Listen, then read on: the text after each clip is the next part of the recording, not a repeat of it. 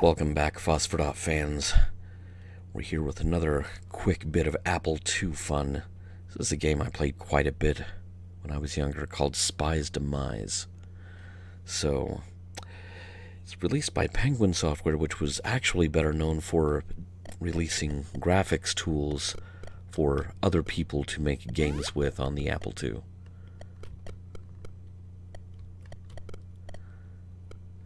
And those graphics tools had kind of a very distinctive look to them.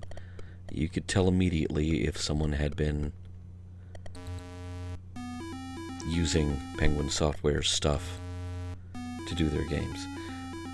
Yeah, once it starts to go south in this game, it starts going south and it stays going south.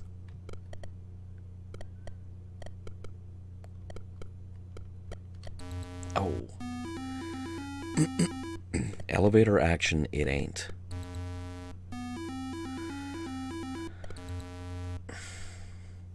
Let's try that again.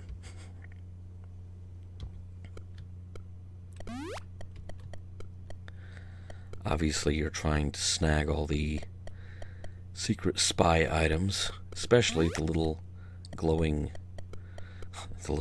balls, whatever those represent.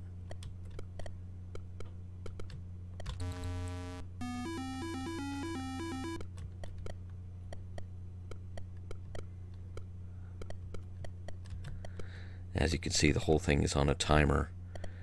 You get more time for clearing an entire floor, but time waits for no man to sit and cower at the edge of the screen waiting for a more favorable configuration of elevator cars.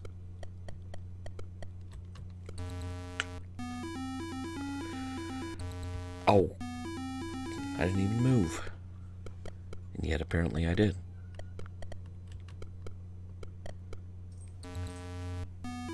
Almost made it. Didn't make it.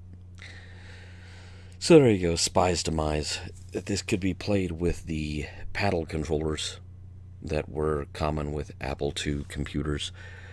Or it could be played the Atari stick. I believe that was something that you needed a device called a Joyport for, which happened to be developed by future Atari alumnus Steve Wojda, if I remember correctly. So that's probably... I'm not sure how many games actually made allowances for the Joyport as a software option. But there you go, a painfully brief introduction to Spies Demise.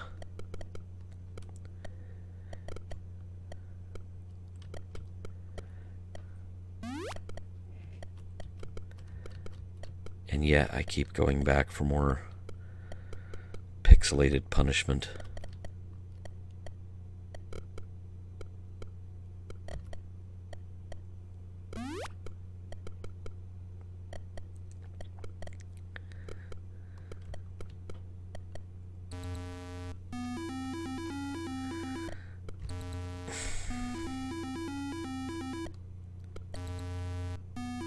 Oh, that's going really well.